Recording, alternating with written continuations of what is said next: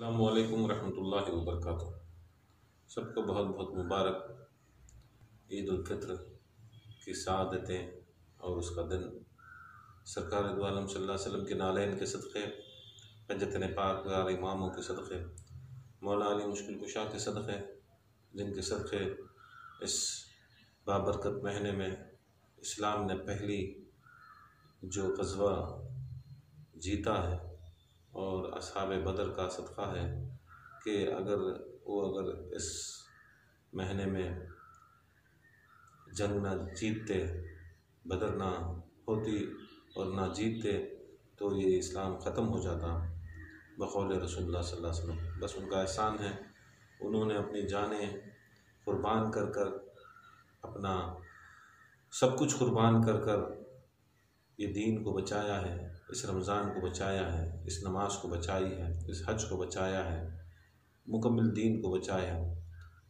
बड़ा एहसान है उन अहले बैत अत्हार का और असहाब रसूलुल्लाह सल्लल्लाहु अलैहि वसल्लम का, जिनकी मेहनतें और मशक्क़तें से हमें ये बड़ी सआदतें हासिल हुई हैं।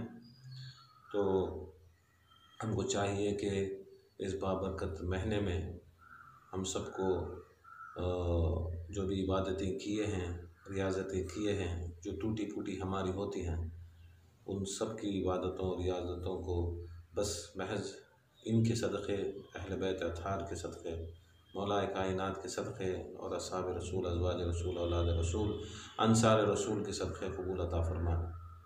बस एक छोटा सा एक वाक़या है।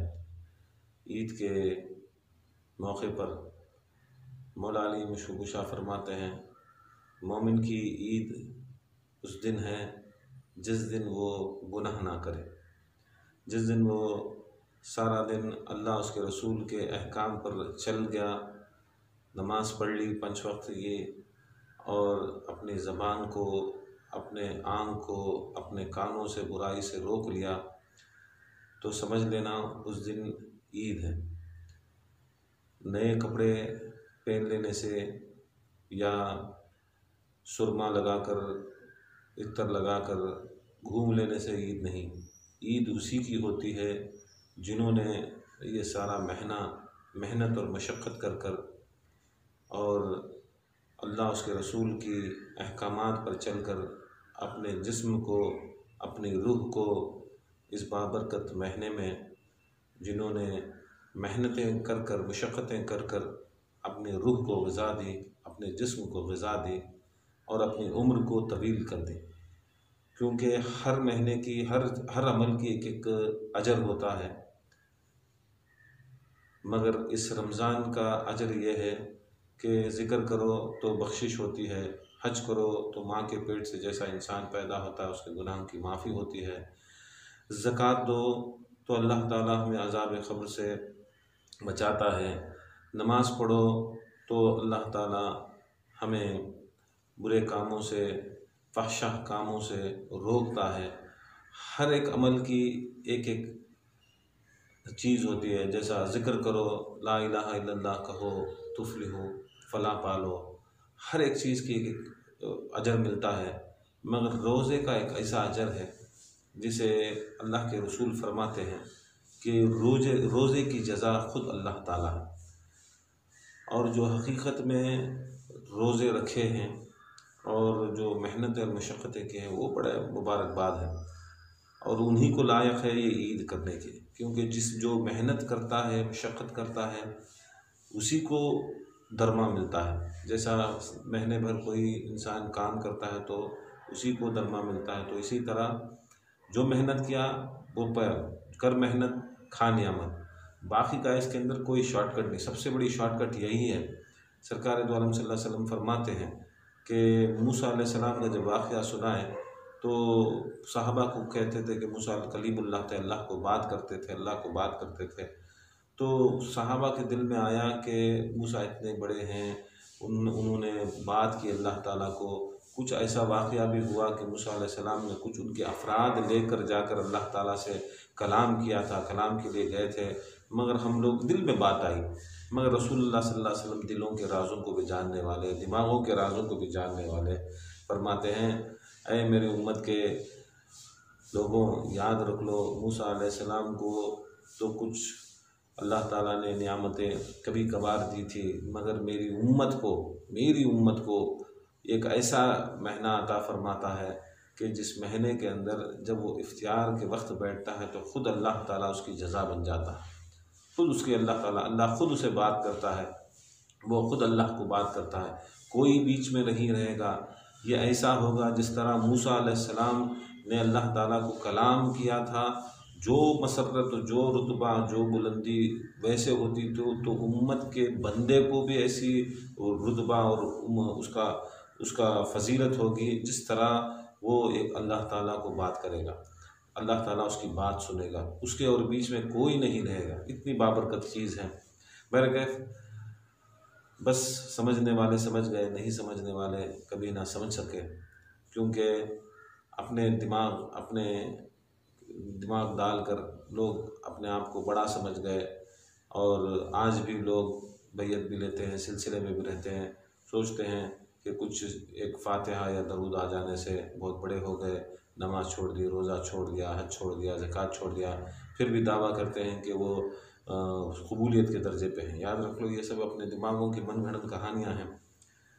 बस इल्म रखना चाहिए, उसकी मारिफत रखना चाहिए, और जिसको इल्म और मारिफत नहीं आती वैसे इल्म वालों के साथ, वैसे मारिफत वालों के साथ, वैसा इरफान रखने वालों के साथ अगर हो गए तो हमको भी उनका सदका मिल जाता है।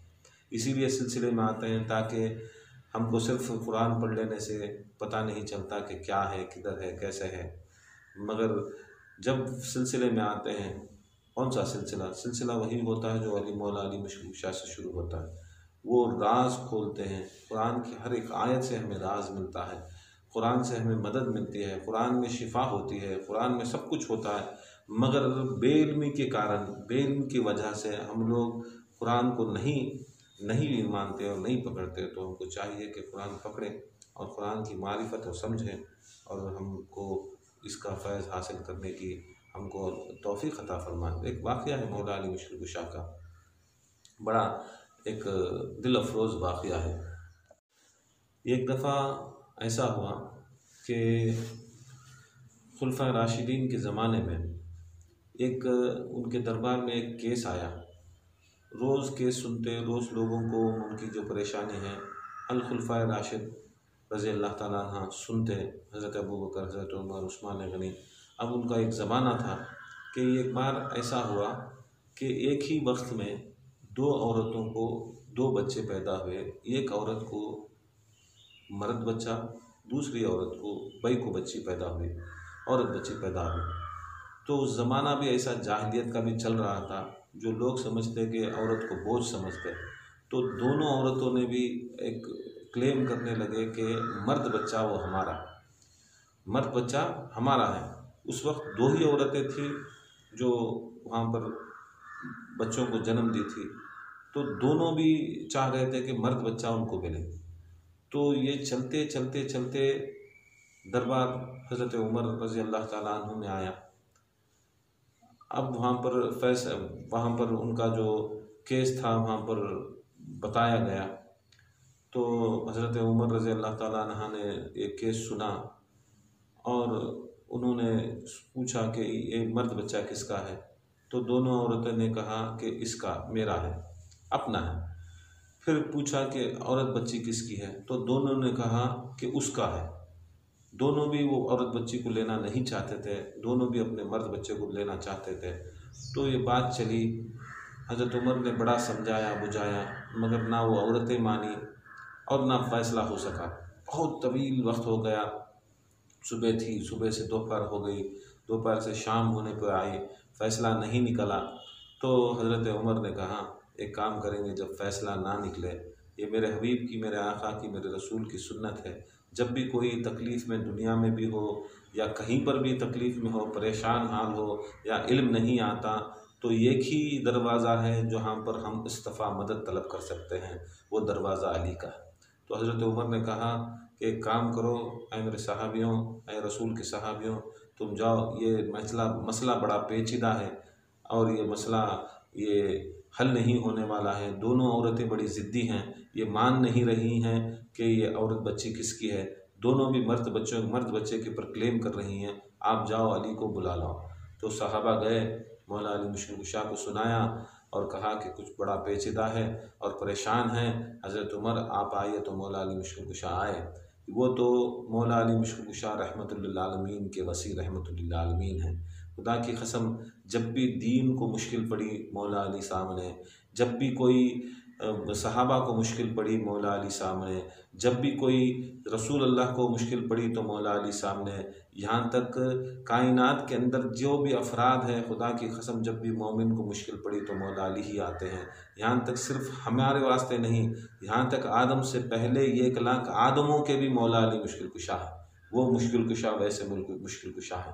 खुदा की कसम उनकी मुश्किल कुशाई का आलम क्या है, कायनात के अंदर मौला अली की मुश्किल कुशाई का आलम क्या है। फरमाते हैं मैं वो मुश्किल कुशा हूँ कि 1 लाख आदमों से पहले भी आदम पैदा हुए उनका भी मुश्किल कुशा हूँ।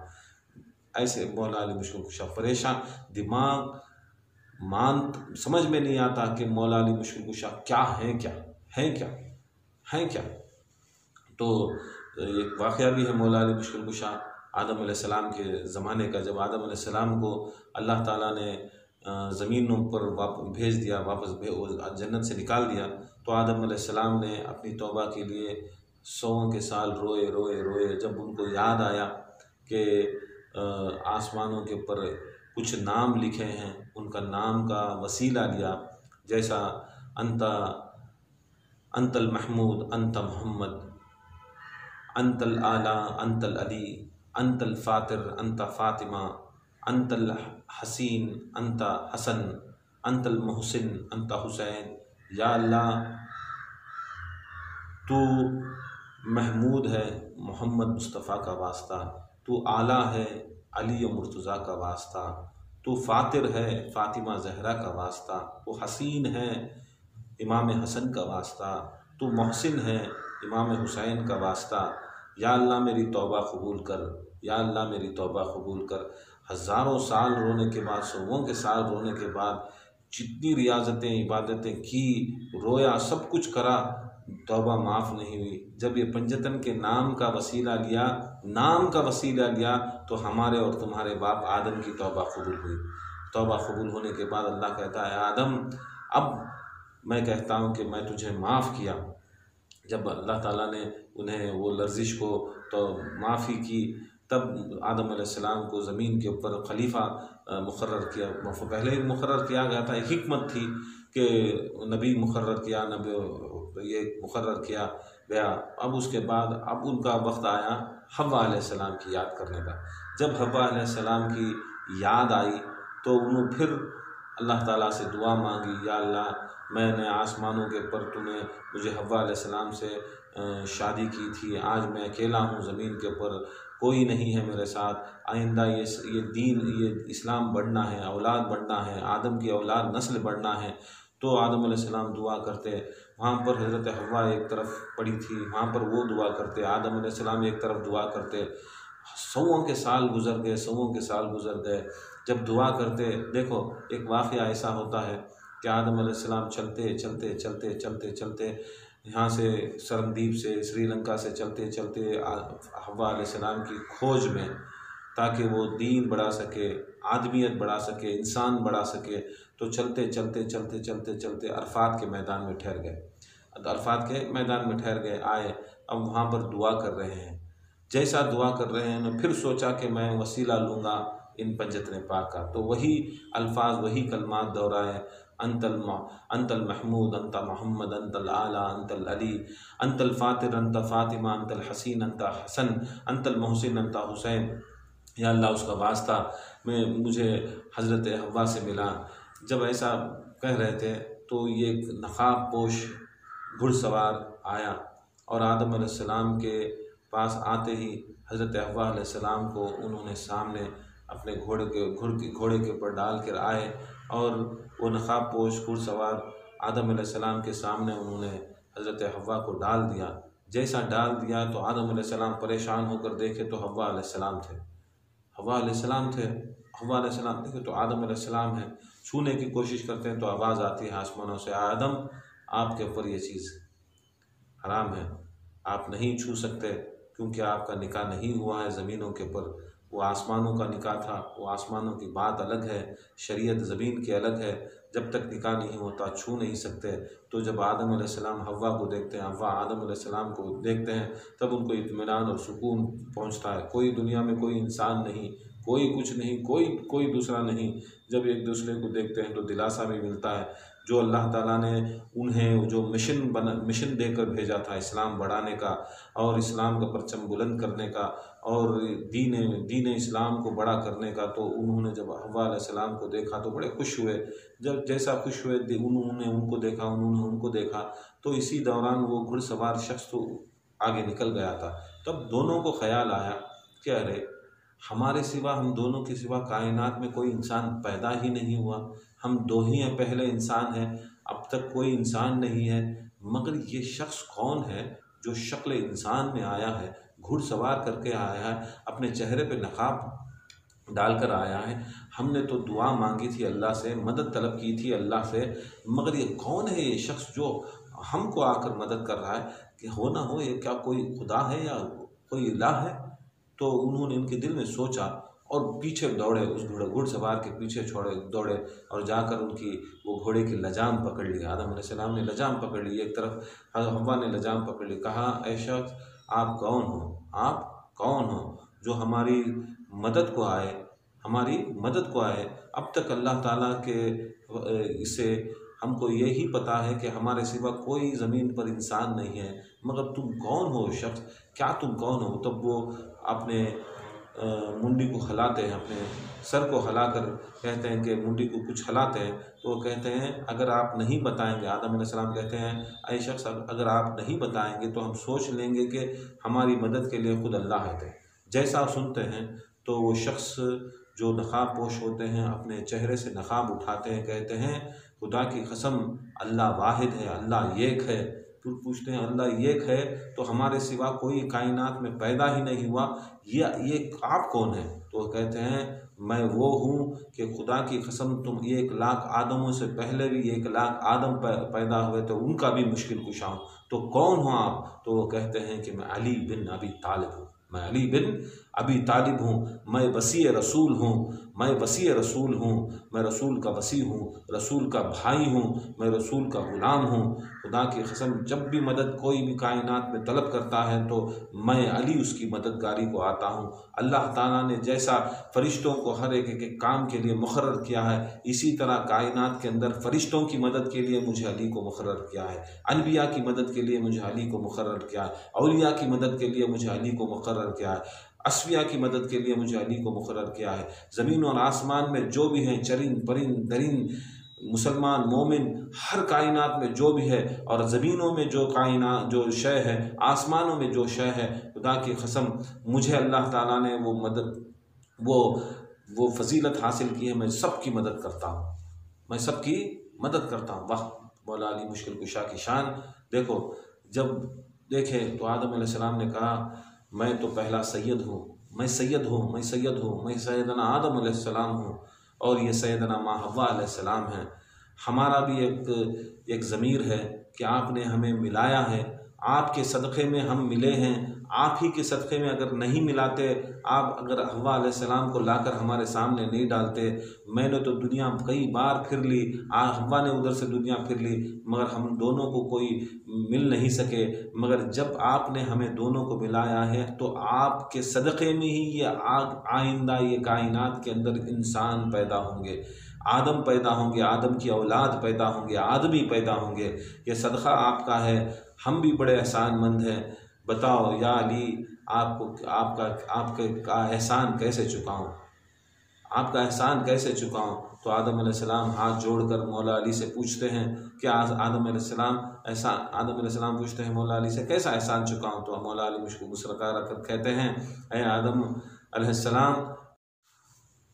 तो आदम अलैहिस्सलाम को मौला अली फरमाते हैं कि ऐ आदम अलैहिस्सलाम, आपको मैं वसीयत करता हूँ, आप भी इस वसीयत को आपकी औलाद के सामने कहें कि बस यही है कि अगर आपकी औलाद है तो वसीयत करें कि खुदा की कसम आपको सबसे बड़ा काम यही करना है कि आपको जो खातिबुन नबीन मोहम्मद मुस्तफ़ा रसूलुल्लाह सल्लल्लाहु अलैहि वसल्लम हैं, उनसे और उनकी आल से मोहब्बत करना ऐन इबादत है, ऐन ईमान है, ऐन दीन है। अगर आपकी औलाद मोहम्मद व आल मोहम्मद सल्लल्लाहु अलैहि वसल्लम से मोहब्बत करती है, उनसे निस्बत रखती है और उनकी इज़्ज़त करती है, एहतराम करती है, तो मौला अली मुश्किल कुशा फरमाते हैं, जिस तरह आदम आपको मैंने मदद की है, आपको परेशानी से निकाला है, मैं सारी आदम की औलाद को हर परेशानी से, चाहे दीन की हो, चाहे दुनिया की हो, चाहे आखिरत की हो, चाहे महशर की हो, हर परेशानी से मैं अली बिन अबी तालिब उसको मैं निकालूंगा। खुदा की कसम, ये मौला अली मुश्किल कुशा हैं। इसीलिए कहते हैं कि 1000 आदमों से पहले भी आदम थे, वही मुश्किल कुशाई करें। चाहे कौन सा भी सूरा ले लो, कौन सा भी अनबिया ले लो, इब्राहिम अलैहिस्सलाम ले लो, आग गुलजार हुई, मदद मौला अली की। ईसा अलैहिस्सलाम 4वें आसमान में गए, मदद मौला अली की। यूनुस अलैहिस्सलाम मच्छी के पेट से निकले, मदद मौला अली की। यूसुफ अलैहिस्सलाम कुएं में गिरे, निकले कैसे, मदद मौला अली की। बस मौला अली मुश्किल कुशा का सदका ये एहसान है। हज़रत यूसुफ अलैहिस्सलाम को बचाने वाले, मौड़ी से निकालने वाले मौला अली मुश्किल कुशा।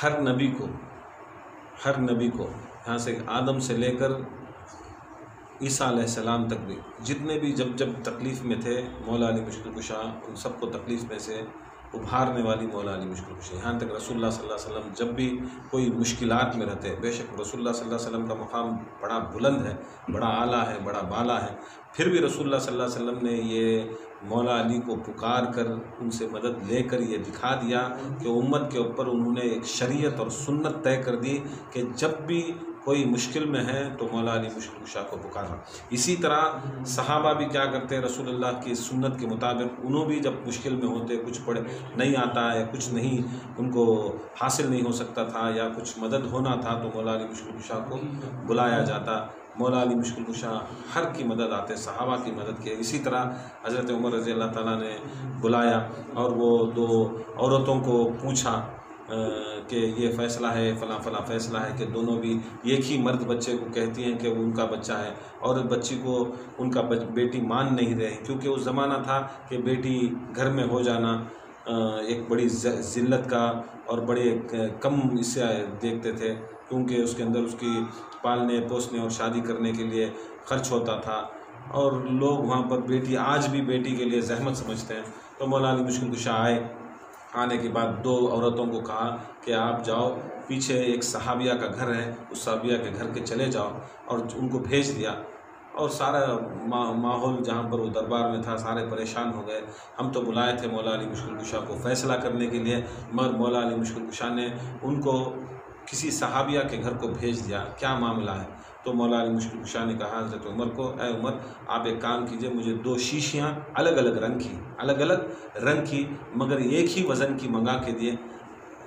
सरकार मौला अली जैसा हुक्म किया हज़रत उमर ने, उनके हुक्म के मुताबिक उन्होंने शीशियाँ मंगाई जो अलग अलग रंग की थी, और मगर एक ही वेट की थी, वज़न एक ही था, साइज़ एक ही था, सब कुछ एक था। तो मौला अली मुश्किल कुशा ने कहा कि एक शीशी एक औरत को दे दो एक रंग की, दूसरी शीशी एक औरत को रंग की दे दो, और कहो कि इन शीशियों में वो जो बच्चों की खुराक होती है, जो माँ खुराक जो पिलाती है, दूध जो पिलाती है, उसको इस शीशियों में भर के दें। तो वो औरतों को दिया गया, वो औरतों ने अपने बच्चों की खुराक उन शीशियों में भर के, बोतल में भर के दी। मौला अली मुश्किल कुशा को जब ये आया तो वो शीशियाँ आई, तो मौला अली मुश्किल कुशा ने हज़रत उमर को कहा कि मुझे एक तराजू ला दें। तो तराजू लाया गया। जब शीशियों को एक तराजू के पलड़े में दूसरे तराजू के पलड़े में तोला गया, जैसा तोला गया, एक शीशी का वज़न ज़्यादा हो गया और झुक गई, मगर थी शीशी सेम साइज़ की, सेम वेट की, सब चीज़, और जितना उसके अंदर ग़िज़ा थी, अंदर खुराक था, दूध था, दूसरी शीशी में भी उतना था, वेट भी शीशी का एक ही था, रंग अलग अलग मुख्तलिफ थे। तराजू में तोले तो 2 भी बराबर में आना था, मगर ऐसा हुआ कि एक शीशी का वज़न ज़्यादा हो गया। और मौला अली मुश्किल कुशा ने देखा और पूछा, इस शीशी को किसकी औरत का शीशी है? तो एक औरत कही कि मेरी शीशी है, इसमें बच्चे की खुराक मैंने डाली थी। तो मौला अली मुश्किल कुशा फ़ैसला सुनाते हैं कि जाओ, इस मर्द बच्चे को तुम लेकर जाओ।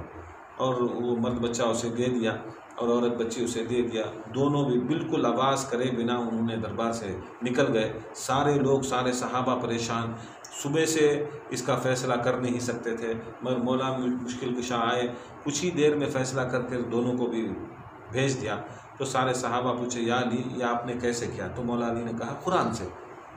सारे लोग सहाबी थे, सारे लोग हाफिज़ थे, सारा कुरान आता था, हज़रत उमर को पूरा कुरान आता था, सब कुछ आता था। उन्होंने अपना दिमाग दौड़ाया, दिमाग में सारी 6660 पर 6 आयतें खंगाल दी हज़रत उमर ने, दूसरे दीगर सहाबा ने, मगर कहीं पर भी इसका ज़िक्र नहीं था, इन शीशों का, दूध का और ये तराजू का। परेशान हो गए, पूछे मौला अली को, या अली, इस कुरान में कोई ऐसी आयत नहीं है? आपने कहा कि कुरान से मैंने फ़ैसला किया, मगर कोई कुरान की ऐसी आयत गुजरी ही नहीं है। 6660 पर 6 आयतें हमारे दिल और दिमाग में बैठी हैं, हमने सारों चीज़ों का मुताला किया, मगर कोई आयत में ऐसा कोई हुक्म नहीं है, कोई वाक़या नहीं, मगर कैसा इतना जल्दी कर दिया? तो कुछ ने पूछा, यार कुछ रसूलुल्लाह सल्लल्लाहु अलैहि वसल्लम ने आपको बताया था? वो कहें कि रसूलुल्लाह सल्लल्लाहु अलैहि वसल्लम तो बहुत पहले ही मुंतकिल हो गए थे, मुझे तो बस कुरान से ही मिला है। तो सारे लोग परेशान थे, कुरान से कैसे मिल गया? तो मौला अली मुश्किल कुशा के पास फिर नतीजा की, आप बताइए कौन सी आयत? तो मौला अली मुश्किल कुशा ने आयत बताई कि मर्द बच्चे को 2 हिस्से, औरत बच्ची को 1 हिस्सा। इसी आयत को सब ने कहा, ये आयत तो हम जानते हैं, हमको ये पता है ये आयत, फिर ये आयत से कैसा हो गया? मौला अली फरमाते हैं, तुम तो ज़ाहिर देखने वाले, तुम तो ज़ाहिर देखने वाले। अली वो है कि ये एक आयत के 70,000 उसके मतलब निकाल कर उसके अंदर की 70,000 की मारिफत निकालने वाला।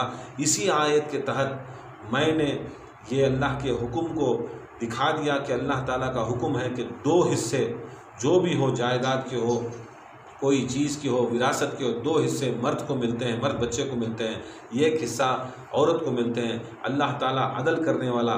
इसी तरह माँ के पेट में हो, खुराक भी 2 हिस्से मर्द बच्चा खाता है, वो दूध भी उसका वज़न 2 हिस्से होता है। दिखने में वो एक ही क्वांटिटी का होता है, मगर उसका वज़न इतना होता है कि मर्द बच्चे का जो माँ दूध देती है, उसका ग़िज़ा देती है, उसका वज़न उसका बहुत ज़्यादा होता है। इसी तरह उसका वज़न ज़्यादा हो गया और इसका वज़न औरत बच्ची का ग़िज़ा का कम हो गया। इसके तहत मैंने फ़ैसला कर दिया। तो सारे सहाबा ने वहाँ पर कहा कि अली, आप तो वाकई अना मदीनतुल इल्म अली बाबू, आपके इल्म की शहर। हज़रत उमर रज़ी अल्लाह ताला ने अपना तख्त छोड़ा आए, कहा, या अली, अगर आप ना होते तो मैं मर जाता। देखो, सहाबा कहते हैं कि आप ना होते तो मर। कौन सहाबा? जिसे अशरा मुबश्शिरा में जन्नत की बशारत मिली है। उमर रज़ी अल्लाह ताला अन्हा को जन्नत की बशारत मिली है। उमर रज़ी अल्लाह ताला अन्हु को इतनी फ़जीलत मिली है कि अगर नबूवत ख़त्म ना होती तो अगर दूसरे नबी के बाद कोई नबी आते तो उमर आते। इतनी बड़ी फ़जीलत के मालिक होने के बावजूद भी कहते, मैं मर जाता, मैं बर्बाद हो जाता, मेरा दीन, मेरा ईमान, मेरी ज़िंदगी, मेरी रूह, मेरा जिस्म, मेरा दुनिया, मेरी आखिरत बर्बाद हो जाती, मर जाती अगर अली आप ना होते। तो मतलब क्या? ये सहाबा की ये सुन्नत है कि खुदा की कसम सहाबा को भी मदद करने वाला, हम सहाबा को मानने वाले, सहाबा को भी मौला अली मुश्किल कुशा की अगर मदद ना मिली तो वो मर जाते।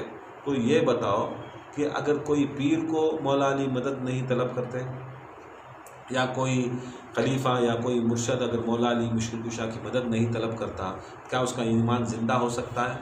क्या उसका दीन ज़िंदा हो सकता है? क्या उसका सिलसिला ज़िंदा रह सकता है? क्या उसका ज़िक्र ज़िंदा रह सकता है? ख़तन कभी ज़िंदगी में उसका ज़िक्र ज़िंदा भी नहीं होता, उसका ईमान, उसका इस्लाम, उसका अक़ीदा कभी ज़िंदा नहीं हो सकता। बस ये दिखाना था सहाबा ने, ये दिखाना था नबियों ने, ख़ुद हमारे मोहम्मद मुस्तफ़ा रसूलुल्लाह सल्लल्लाहु अलैहि वसल्लम ने दिखाना था कि खुदा की कसम अली की ज़रूरत सबको है, और ज़रूरी इनकी ज़रूरत से अगर हम हटेंगे तो खुदा की कसम हम बर्बाद हो जाएंगे, हिलाक हो जाएंगे। इसीलिए खानक़ाह के अंदर अली का ज़िक्र ज़िंदगी देता है, अली का ज़िक्र ज़िंदगी की देता है। किसको ज़िंदगी देता है?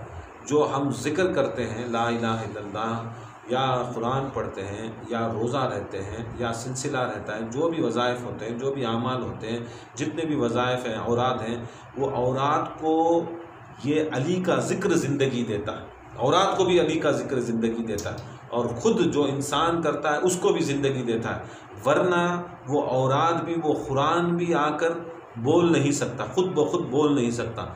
अगर अली का ज़िक्र कुरान के साथ हुआ तो वो ज़िंदा कुरान होता है, वो ज़िंदा ज़िक्र होता है। ज़िक्र तो शैतान भी किया, ज़िक्र तो अज़ाज़िल भी किया, मगर खुदा की कसम जो मोहब्बत हुब्बे अली नहीं रख कर ज़िक्र करता है वो ज़िक्र भी मुर्दा होता है। जिसके पास हुब्बे अली हो और ज़िक्र इलाही हो वही ज़िक्र ज़िंदा ज़िक्र होता है, और ज़िंदा ज़िक्र ही परवाज़ होकर अल्लाह ताला तक पहुँचता है, वरना कोई ज़िक्र अल्लाह ताला तक नहीं पहुँच सकता।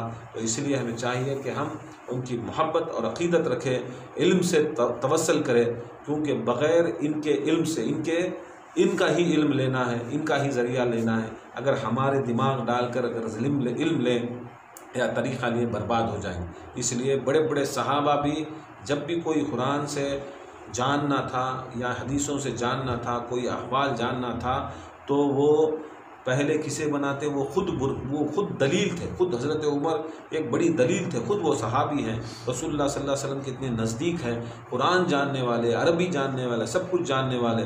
वहाँ पर हदीस की किताब लाओ, कुरान लाओ, वहाँ पर नहीं बोला गया, खुदा की कसम वहाँ पर अली को बुलाया गया।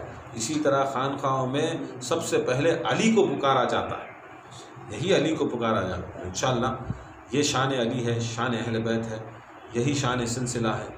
तो हमें अल्लाह ताला से दुआ है, अल्लाह ताला इन चीज़ों के ऊपर हमें साबित क़दमी अता फ़रमाए। वमा अलैना इल्लल बलाग़।